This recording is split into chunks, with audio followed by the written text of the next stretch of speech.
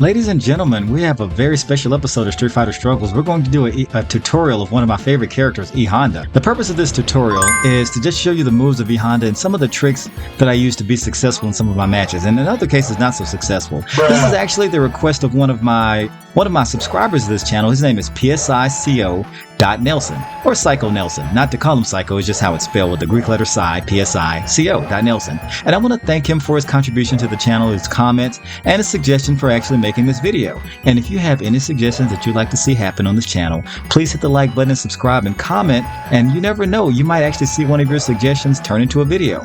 So without further delay, we're going to get right into today's tutorial. So the first thing we want to do with E.HONDA, and I will let you know that I used Fightcade. I'm using Fightcade for this particular tutorial for two reasons. So as you can see there, E.HONDA and Guile have a green and blue boxes around them. This is their hitbox. And as you saw when I made a strike motion, it turned red. This is the distance that it takes from the character to actually make to connect with a hit. And also to your very left, as you can see here is lighting up, is the legend of which punches I'm using.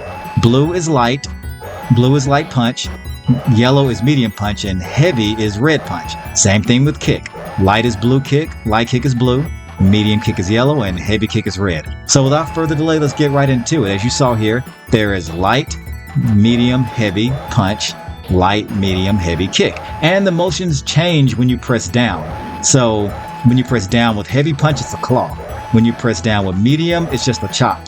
And the same thing with that. So you can do the 1,000-hand slap, his favorite move, out of a crouching motion. Same thing with kick. When you crouch, it's going to be a diagonal kick with light kick. And then medium kick, same thing, but heavy kick is different. It's going to be a sweep, which if you time it right can be a very deadly move to get a lot of players off their feet and cause a knockdown. So same thing when you jump. When you jump with a heavy punch, it's a swat. When you jump with a light punch, it's a chop. Same thing with the medium, another chop. And we'll go back to the kick. Kick is going to be a cannonball with the light kick. When we jump in with the medium kick, is going to be the belly flop, which is a very good anti-aerial or anti-projectile for people like M. Bison and Blanka, which I'll show you in some examples. And then last but not least is the kick, the heavy jump-in kick, which is very similar to the heavy, light, medium kick if you're jumping straight up. All right, so without any additional delay, let's go over the super moves. On Street Fighter Hyper Fighting, E.HONDA has 3 super moves. On Champion Edition and the World Warrior, the 2 predecessors to this version of Street Fighter, he only has 2 moves, the 1,000-hand slap and the sumo headbutt. So, of course, the 1,000-hand slap, all you have to do is press light, medium, or a mix of heavy punch. Now, if you go heavy punch and light together, it's like super fast. And if you want to move about the stage, you can do that as well, kind of closing the gap. So, you can go forward, back.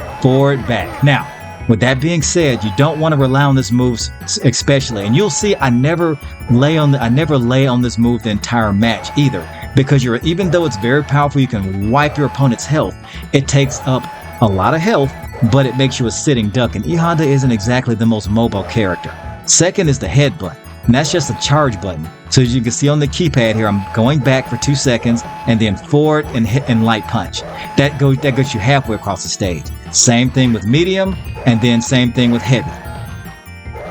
All right, we're going to push Guile back to the middle of the screen, okay? So you can execute that move. Now, the light punch, you would think that why would I use the light punch if it doesn't take much health on the light punch headbutt? Is that sometimes it can actually break moves such as Blanka's shock or Chun-Li's 1000 Fury leg kick. It can actually break some of those moves. What E.HONDA's saying when he moves, it's Dutsukoi.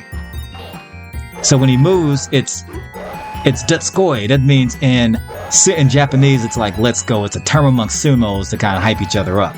So the last move, this move is an addition to Street Fighter Hyper Fighting that wasn't available on the World Warrior or Champion Edition, is the Sumo Smash. This is an anti-aerial. You have to press down for 2 seconds and up. Now, I only use this for the heavy kick only because it covers the most distance, and it's a devastating anti-aerial if you time it correctly. So we'll go to some punches as well. So as you can see, punch, medium, and then heavy. So when you do the heavy punch, that's a chop. This is also another valuable aerial. Okay, last but not least are the throws. The throws are when E.HONDA presses forward or back, and then he grabs. It's a grab, and it's a devastating grab that wipes your health. Now, my favorite grab is the middle grab. So you can do the same grab, either a hug or a knee to the face or the head, as you can see here. And of course, that zapped his health. Now, on the next round, I'll show you the medium throw and how to use it effectively. Round 2, I'm going to show you the medium throw. So the medium throw is just basically you go up to the character and press forward or back.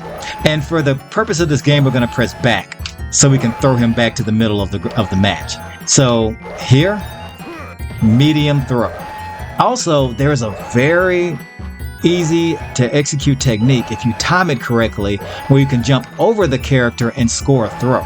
So I'm going to show you that as well. You can jump over and then throw as well. So what I did, I jumped over him, and as I cleared him, I pressed forward, as you can see on the keypad here. As you can see on the keypad to your left, I pressed forward and then throw. So when I jumped over him, I just continued to press forward. I grabbed him and I threw him away. So over and then throw him like that. That's a very good move you can use, and it's very disorienting because it's a change in direction. Alright, so we're going to put some of our techniques into practice. Okay, so this is against Guile. Guile is one of the most feared projectile opponents because he's quick and he has a nasty anti-aerial. So being able to jump over projectiles with any character is the most important thing with E.HONDA. E.HONDA got a big old booty. He's a big boy, and it's very difficult for him to get over projectiles. So in this match, I'll show you how to be successful against Guile while avoiding projectiles and baiting him into moves. Because he's going to throw that sonic boom and be very efficient with the aerial. So what you want to do is get him on the turf first and win the aerial battle. So I'm going to headbutt, and then what I'm going to do is I'm going to get high and sweep. He threw it too early and he paid for it. So that's what you want to do. You want to be able to get over the sonic booms first. And then when he throws the flash kick, you want to bait him into it and then ready to block or dodge it if he ever throws it, and you can just hit him with a low kick. So as you saw in the first match, I barely used a 1,000-hand slap because sometimes that move can be to your detriment. It's really good to know the fundamentals and how to get over projectiles and play good defense first. So that's the most important thing.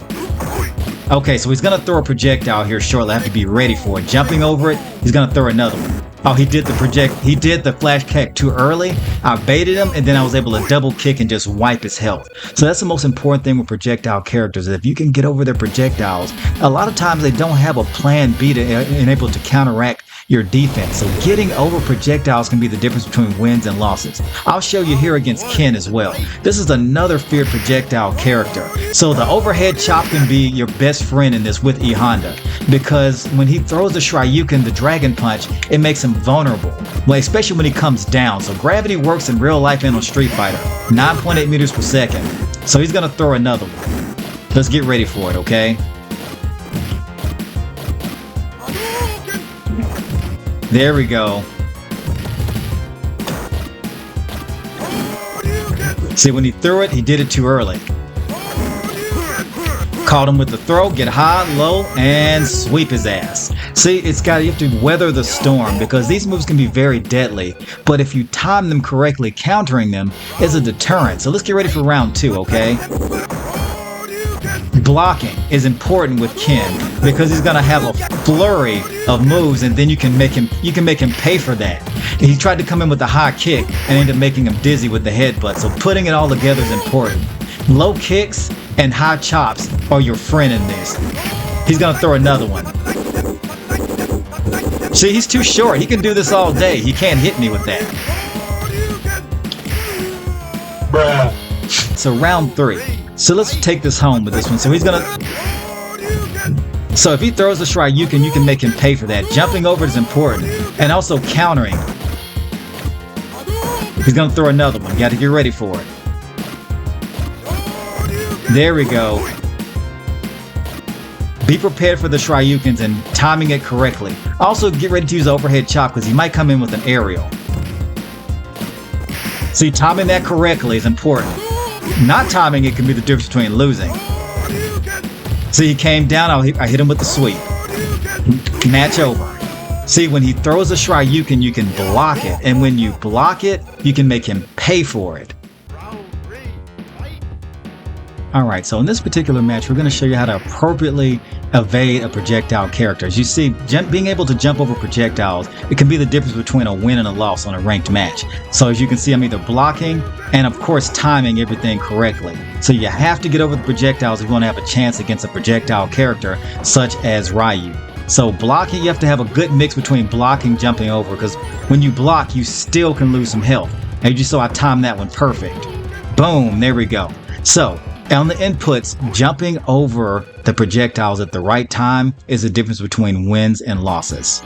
I want to thank you for tuning in for today's episode of Street Fighter Struggles. So that was a brief tutorial of what I do with E.HONDA, my favorite character on this game.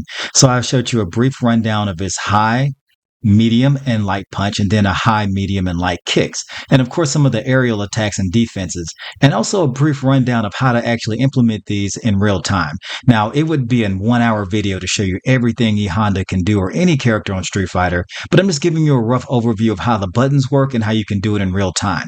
And I also broke it down into the Fightcade version, where you can see all of the inputs that I used. I did a brief tutorial in Street Fighter 30th Anniversary on Nintendo Switch, so you can see a faster game pace and how this works as well.